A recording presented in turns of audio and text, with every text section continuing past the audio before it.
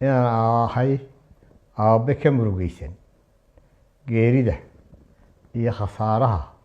ku dhacay qarankiisa in wixii ka dhacay halkaas xukuumaddu ay baadhis ku samayn doonto iyadoo aan cidna gaar loogu jeedin ciddii ay ku caddaato inay ku lahaayeen lug kicintii dadweynaha iyo wixii ka dhacay burco khasaare waxaa la horkeeni doonaa cadaalad karaamada iyo sharafta badan ee reer somalilan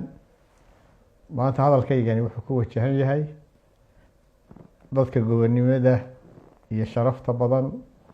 ee xariirta ah ee reer burco maanta idinla hadli maayo inaan madaxweynihii qaranka oo keliya ahay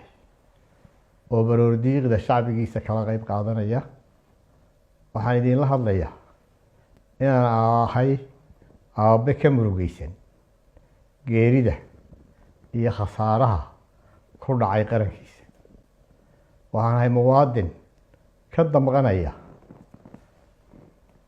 wixii ka dhacay iyo xanuunkii ka dhashay burco shalayto waxay naga geeriyooday 2 xubnood oo ka mid ah shacbiga somalilan oo ay ahayd inaanay inaga bixin hase yeeshee qofna saacadiisa uu dhimanayo cidi baajin mayso waxay naga dhaawacmay tiro fara badan oo shacbiga ah ciidamada booliska iyo ciidamada qaranka waxaan la qaybsanaynaa tiiraanyada iyo wixii ka dhacay burco waxaan u sheegayaa shacbiga somalilan ilaahay subxaanahu watacaala waxa uu ku yidhi qur-aankiisa isagoo inoo digaya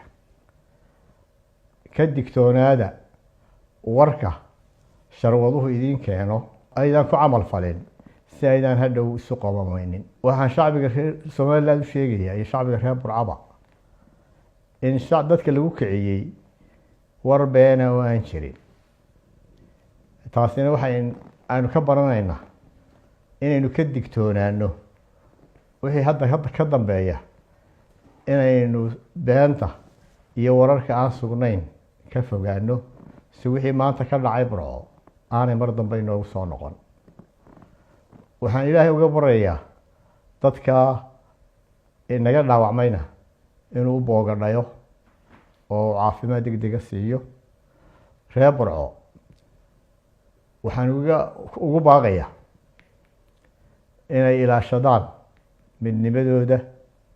wadajirkooda walaalnimadooda iyo isku duubnaantooda si aanay uga hadhin shacbiga somalilan ee maanta u hayaamay waxqabadka iyo horumarka waxaan ugu baaqayaa inay nabadda ilaashadaan inay midnimada ilaashadaan waxaan u mahadnaqayaa guddiga nabadgelyada gobolka iyo odayaasha iyo waxgaradka burco ee xalaytoo soo afjaray wixii ka dhacay burco xukuumad ahaan waxaanu u diray xalay saqadii dhexe anagoo siinayna ahamiyadda ay leedahay arrintani ka dhacday burco wafdi ballaadhan oo xukuumadda ka socda oo hogaaminayo wasiirka arrimaha gudaha xukuumad ahaan waxaan isla waafaqnay in ay xukuumaddu waafaqdo go-aamadii lagu soo afjaray wixii ka dhacay burco waxaan amray in la sii daayo dhammaan dadkii la xidhay waxaana xukuumaddu u wakiilatay fulinta qodobadii ay isla qaateen guddiga nabadgelyada gobolka iyo odayaashu wafdiga xukuumadda ee burco hadda ku sugan waxaan ilaahay ka barayaa hawshaasi inay si nabada inoogu soo afjaranto waxaanu ogsoonahay duruufta ay ku nool yihiin qoysaska saraakiisha inaga xidhan ee maxaabiista ah xilka koowaad baanu iska saaray inaan soo dayno maxaabiista dhammaantood in waanu ku guulaysano waa la socota inta kalena waxa naga go-an aanu wadadeediina haynaa sidii loo sii dayn lahaa